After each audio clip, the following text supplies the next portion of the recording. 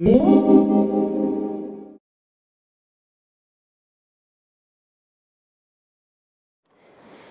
everybody, today we're going to take a look at shadow knitting or illusion knitting, and that is a technique where you create a piece of fabric that just looks like stripes when you look at it head on, but when you look at it at an angle, there's a picture that magically pops out from the background. In this instance, I have a pink square here on a green background. And this is actually very easy to do. It only requires knits and purls and 2 colors of yarn that contrast.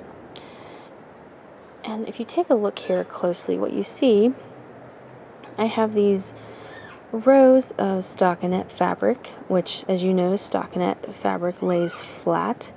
And then I have these rows of garter stitch. And garter stitch, of course, is lumpy and bumpy. And when you put rows of garter stitch in between rows of flat stockinette, and you look at it at an angle, what you see is only the garter stitches. And I like to think of this as mountains and valleys. If you look at a mountain range, you don't see the valleys, you only see the mountain peaks. Well, my pink square here, which is what you see when you look at it from an angle, those are my mountain peaks, and then my green stockinette stitches are my valleys. So I'm going to show you the process that I used to create this little sample here.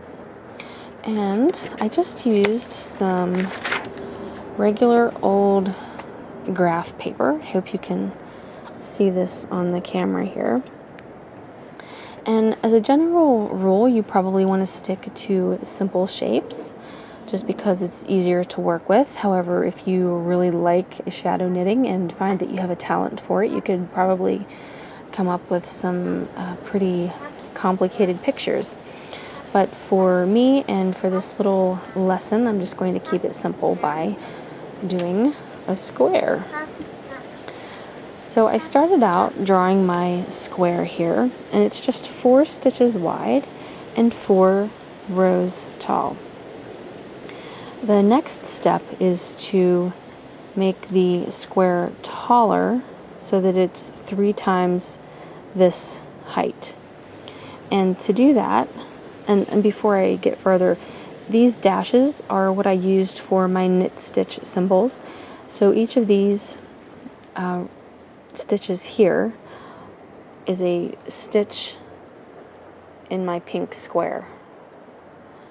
So I drew my first row of knit stitches for my picture or my square, and then I left 3 blank rows and then another row for my pink square, and so on. So I have 3 rows of blank squares in between each of my pattern rows.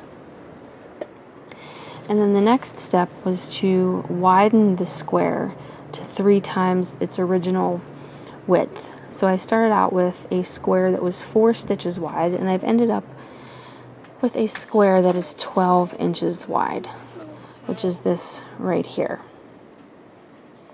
And from here, I was able to create my chart, which I'm sure looks like a complete mess to everyone but me.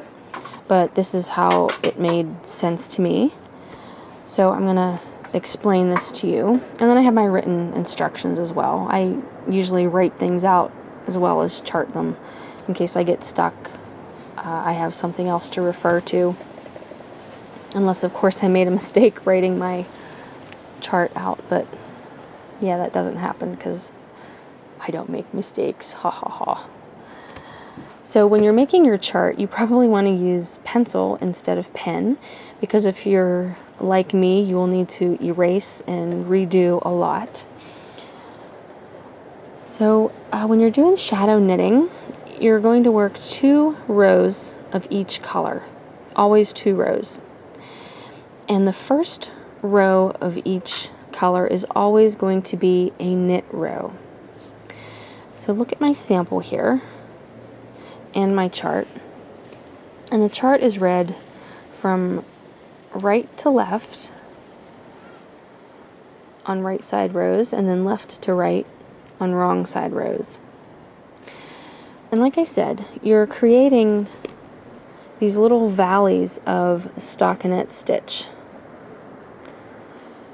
in between mountain peaks of garter stitch. So in order for your ridges to stand out from the background, you're going to be doing your stockinette stitches all around the garter stitches. I don't know if you can see this here. So I have, you're going to be doing garter stitches along the edges, but when your stitches fall in front of or behind your garter stitches, you want to make sure that they're flat. So in my sample here, I have my first row of green, which is a knit row, because we're always knitting the first row of each color. And on my second row, I have 3 knit stitches. So if you just look at this little piece right here, when you make garter stitch, you knit on every side, right? So that's what I have here, 2 rows of garter. But then I need to create stockinette fabric, because after this I'm going to have my ridges, and I want those to stand out. So I need this right here to be flat. So I'm going to make my purl stitches, because those are the stitches that are going to be falling right in front of my knit ridges here. So to create stockinette fabric, as you know, you work a knit on the right side and a purl on the wrong side.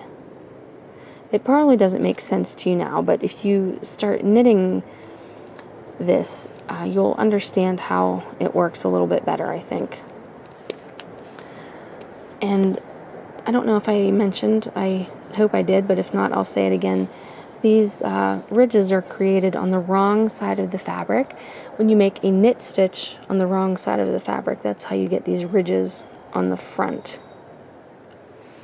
So then I have, after I've completed row 2, I'm going to work a plain knit row in my pink. And then when you're working the wrong side, your picture is always going to be formed on the second row of your contrasting color. In my case, this is pink.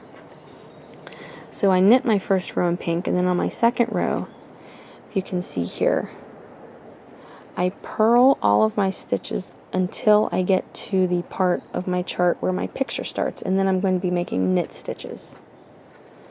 And then when I'm done with my picture stitches, I made purl stitches to finish out my row. And then I began again with green, knit a row, and then I worked my side stitches as knit stitches, and then I worked purl stitches to make my stockinette fabric, and then I finished the row in my knit stitches. So, like I said, this probably doesn't make a whole lot of sense to you. It took me a few tries to get the hang of this, but if you just practice, you'll understand better how you have your stockinette fabric in between your ridge stitches. And I'm going to be posting some links for a book called Shadow Knitting. There are patterns and techniques in there. I don't own the book, but the link that I'm giving you, you can look inside the book. It's by Vivian Hawksborough. I'm not sure I said that name right. And the first time that I saw this technique was in Margaret Radcliffe's color knitting technique book. I'll have a link for that as well. It's only briefly mentioned. There isn't a whole lot about this in that book, but if you like color knitting, there's a lot of other good stuff in there. So I'm also going to give you the link for the hot pad that I mentioned earlier that has the shadow heart on it, if you want to knit that. It's really easy. So that's it for the shadow knitting. This is obviously just a very brief video about the topic if you're interested. I haven't done a whole lot of this myself, but I wanted to share with everybody. There's some more information out there that you can get links to on sapphiresandpearls.com.